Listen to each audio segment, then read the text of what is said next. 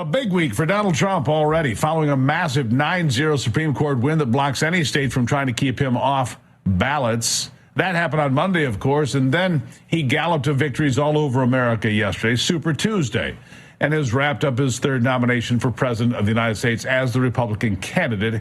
It's just a formality now. And Nikki Haley now, who said she would not be speaking last night, decided instead to make an announcement earlier today, finally dropping out of the campaign. Here's what she said. The time has now come to suspend my campaign. I said I wanted Americans to have their voices heard. I have done that. I have no regrets. And although I will no longer be a candidate, I will not stop using my voice for the things I believe in. In all likelihood, Donald Trump will be the Republican nominee when our party convention meets in July. I congratulate him and wish him well. I wish anyone well who would be America's president. Our country is too precious to let our differences divide us. I have always been a conservative Republican and always supported the Republican nominee. But on this question, as she did on so many others, Margaret Thatcher provided some good advice when she said, quote, "Never just follow the crowd. Always make up your own mind." I end my campaign with the same words I began it, from the book of Joshua. I direct them to all Americans, but especially to so many of the women and girls out there who put their faith in our campaign. Be strong and courageous. Do not be afraid. Do not be discouraged, for God will be with you wherever you go. And then there's Joe Biden, who's running almost unopposed because of the Democrat rules to destroy the chance of anyone else in the race getting any traction. Also ran up the score in a big night around the country last night, but he did lose to some guy named Jason Palmer.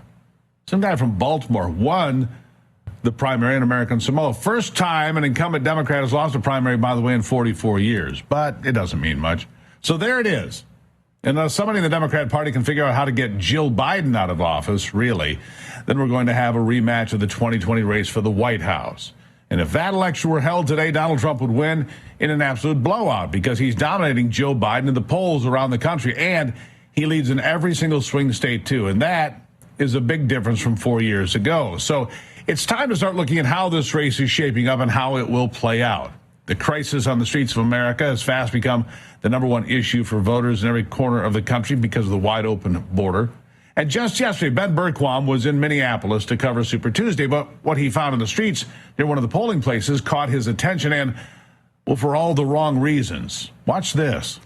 Well, guys, we're in Minnesota, out here covering the elections, and I just happened to come by, saw this big old group of people hanging out here, and was like, what the heck's going on? Come to find out, it's a bunch of illegals out here trying to get jobs. We're gonna go down and talk to these guys. It's wild, man. There are a ton of people out here. I've never seen this many. Hola. Buenas. ¿Habla inglés? Little. Little? Where are you from? From Ecuador. Ecuador, okay. Is everybody here looking for work?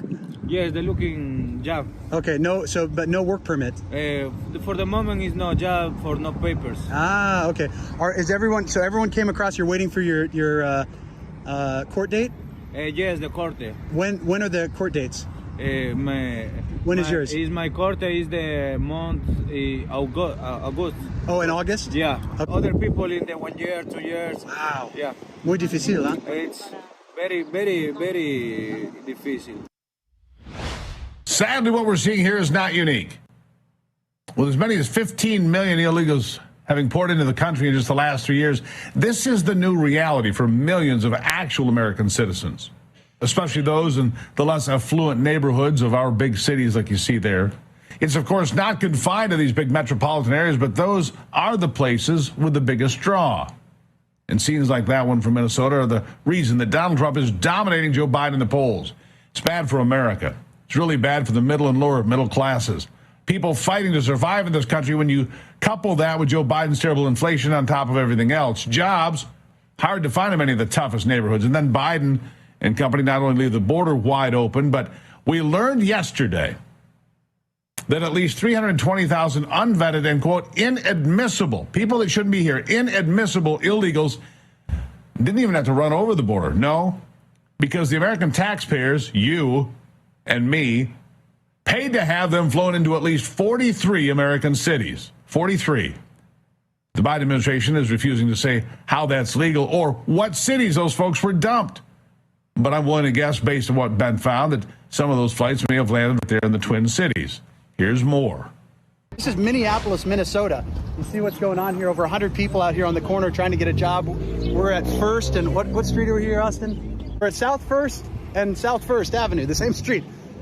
And you got people out here, so they come in expecting to be let into the country, and then some of them don't have court dates for a year, 2 years, 3 years, and they sit out here on the corners and basically work for cash, not knowing where they're going to go. Cars drive up, pick them up.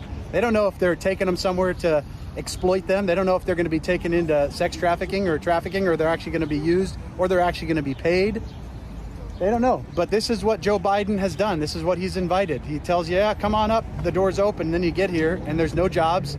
That's Joe Biden's America for you right there. Yep, there it is. And that's just the beginning of the problems facing Joe Biden and the Democrats.